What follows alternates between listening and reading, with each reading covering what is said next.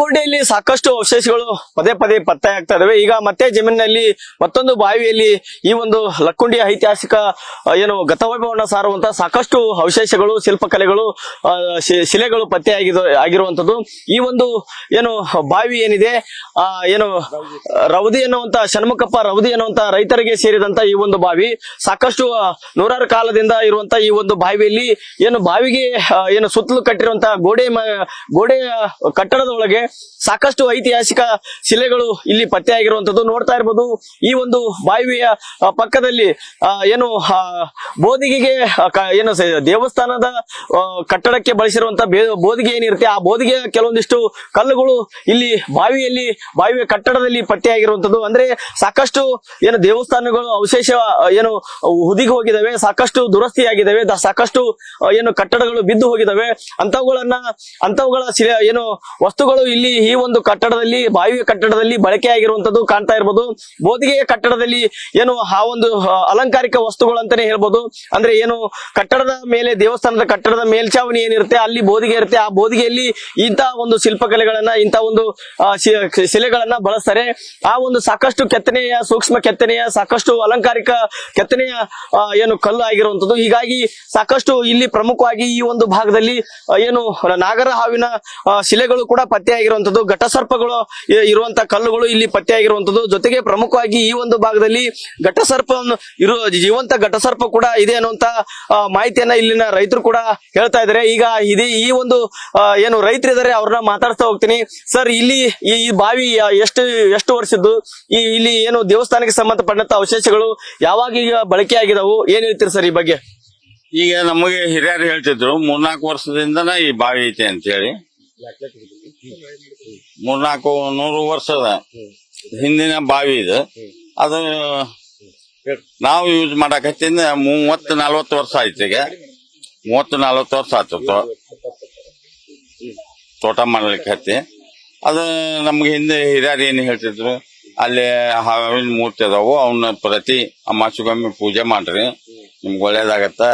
ಮತ್ತೇನಾರ ಅಕಸ್ಮಾತ್ ಅದನ್ನ ಪೂಜೆ ಮಾಡೋದು ಬಿಟ್ವಿ ಅಂದ್ರ ನಮ್ಗ ಹಾವುಗಳ ಕಾಟನೂ ಜಾಸ್ತಿ ಆಗತ್ತೆ ಇಲ್ಲಿ ಈ ಜಮೀನೊಳಗ.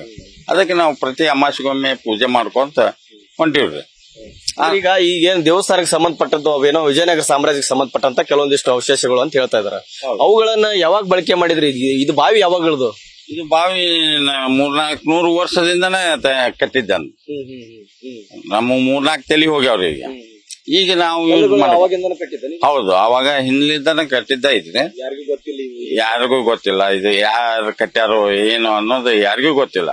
ನಾವು ಈಗ ಹಿರಿಯರು ಮಾಡಿದ್ದು ಯೂಸ್ ಮಾಡ್ಕೊಂತ ಹೊಂಟಿವಿ ಅಷ್ಟೇ. ಅಲ್ಲಿ ಈಗ ಘಟಸರ್ಪ ಐತಂತಿರಲ್ಲ, ಇಲ್ಲಿ ಸಾಕಷ್ಟು ಘಟಸರ್ಪ ಎಷ್ಟು ಅದಾವು, ಎಷ್ಟು ಹಾವು ಅದಾವು, ಯಾವ ತರ ಘಟಸರ್ಪ ಅಂದ್ರೆ ಯಾವ ತರ ಇದೆ? 7 ಅಡಿ ಸರ್ಪ ಇಂಥವು ಯಾವ ಕಂಡಿಲ್ಲ, ಕೂದಲಿದ್ದು ಇಂಥವು ಕಂಡಿಲ್ರಿ. ಸಣ್ಣ ಸಣ್ಣ ಒಂದು 5-6 ಫೂಟಿಂದು ನಾಗ ಹಾವು ಕಂಡವು. ಅವು ಏನ್ ನಮ್ಗೆ ತೊಂದ್ರೆನು ಮಾಡಾಕತ್ತಿಲ್ಲ. ನಾವು ಅವು ಬಂದ್ರು ಸುಮ್ ಕೈ ಮುಗಿದ್ ಕೈ ಬಿಡ್ತೀವಿ, ತಾವು ಮತ್ತಕ್ ತಾವು ಹೋಗ್ತಾವ. ನಿಮ್ಮ ಜಮೀನೊಳಗೆ ಐತಲ್ಲ 7 ಅಡಿ ಸರ್ಪದ ಒಂದು ಮೂರ್ತಿ ಐತಲ್ಲ, ಅದಕ್ಕೆ ಏನ್ ಹೇಳ್ತದೆ, ಯಾವಾಗಿಂದ ಐತದ ಆ ಕಲ್ಲು ಇಲ್ಲಿ? ಅದ ನಾವು ಹಿಂದೆ ಹಿರಿಯರಿಂದಾನ ಐತ್ರಿ. ಅದ ಈಗ ನಾವು ತಂದದ್ದಲ್ಲ ಏನಲ್ಲ. ಹಿಂದೆ ನಮ್ 3-4 ತಲೆ ಹೋಗ್ಯಾವಲ್ಲ, ಆ ಹಿರಿಯರ ಪೂಜೆ ಮಾಡ್ಕೊಂತಾನೆ ಬಂದವ್ರ ಇಲ್ಲಿವರೆಗೂ. ನಾವು ಈಗ ಅದ ಹಿರಿಯರ್ ಹಾಕಿ ಕೊಟ್ಟ ಮಾರ್ಗದೊಳಗ ಪೂಜೆ ಮಾಡ್ಕೊಂತ ಹೊಂಟೇವಿ. ಈಗ ಹಾವು ಇರೋವಲ್ಲೇ ನಿಧಿ ಜಾಸ್ತಿ ಇರುತ್ತ, ನಿಧಿ ಇದ್ದಲ್ಲೇ ಜಾಸ್ತಿ ಹಾವುಗಳು ಇರ್ತಾವ ಅನ್ನೋದೊಂದು ನಿಮ್ಮ ಊರಿನ ಹಿರಿಯರು ಹೇಳ್ತಾ ಇದಾರೆ. ಆ ರೀತಿಯಾಗಿ ನಿಮ್ಮ ಹೊಲದಾಗ ಸಾಕಷ್ಟು ಹಾವಿನ ಮೂರ್ತಿಗಳದಾವು. ಘಟಸರ್ಪ 7 ಅಡಿಯ ಒಂದು ಹಾವಿನ ಮೂರ್ತಿ ಕಲ್ಲು ಇರುವಂತದ್ದು, ಅದಕ್ಕೇನಾದ್ರು ಆತರ ಅವಿನೋಭಾವ ಸಂಬಂಧ ಇದೆನಾ, ಯಾವ ತರ ಅಂತ ಹೇಳಿ? ನಮಗ ಅದ್ರ ಬಗ್ಗೆ ಏನೂ ಮಾಹಿತಿ ಇಲ್ಲ. ಆದ್ರ ಹಾವು ಮಾತ್ರ ಕಾಣ್ತಾವು ನಮ್ಗ. 15 ದಿವಸಕ್ಕೊಮ್ಮೆ, ತಿಂಗಳಿಗೊಮ್ಮೆ ಪ್ರತ್ಯಕ್ಷ ನೋಡ್ತೀವಿ. ಅವನ್ನ ಕೈ ಮುಗಿದು ಕೈ ಬಿಡ್ತೀವಿ, ತಮ್ಮಷ್ಟಕ್ಕೆ ತಾವು ಹೋಗ್ತಾವು. ನಾವೇನೋ ಅವನ್ಕ ಹೊಡೆದು ಬಡೆದು ಯಾವ್ದು ತೊಂದರೆ ಕೊಡೋದಿಲ್ಲ ಅವಕ್ಕ. ಮತ್ತ ಅಮಾವಾಸ್ಯೆಗೊಮ್ಮೆ ಪೂಜೆ ಮಾಡ್ಕೊಂತಾನೆ ಬರ್ತೀವಿ. ಪ್ರತಿ ಅಮಾವಾಸ್ಯೆಗೊಮ್ಮೆ ತಪ್ಸಂಗಿಲ್ಲ ಪೂಜೆ. ಈಗ ಅಕಸ್ಮಾತ್ ಅವುಗಳ ಅವಶೇಷಗಳನ್ನ ಈ ಪುರಾತತ್ವ ಇಲಾಖೆಯವರು ವಶಕ್ಕೆ ಪಡಿಸ್ಕೊಂಡ್ರಿ, ಅವ್ರಿಗೆ ಕೊಡ್ತೀರಾ ಅಥವಾ ಏನ್ ಮಾಡ್ತೀರಿ? ಕೊಡ್ತೇವೆ. ಪುರಾತತ್ವ ಇಲಾಖೆಯವರು ಅವನ್ನ ತಗೊಂಡು ನಾವು ಅವ್ರು ಪ್ರದರ್ಶನಕ್ಕೆ ಇರ್ತಾರ ಅಂದ್ರೆ ಇಲ್ಲಿ ನಮ್ಗೇನು ಇದು ಅಭ್ಯಂತರ ಇಲ್ಲ. ಆದ್ರೆ ನಮ್ ಬಾವಿ ಕಟ್ಟಡ ಏನು ಹಾಳು ಮಾಡಿ ಹೋಗುವಂತದ್ದು ಮಾಡಬಾರ್ದು. ಅದನ್ನ ದುರಸ್ತಿ ಮಾಡಿ ಈಗ ಪತ್ರಿಯಾರ ಬಾವಿ ಮಾಡ್ಯಾರ, ಆ ರೀತಿ ಮಾಡಿಕೊಟ್ರೆ ನಮ್ದು ಏನು ಅಭ್ಯಂತರ ಇಲ್ಲ.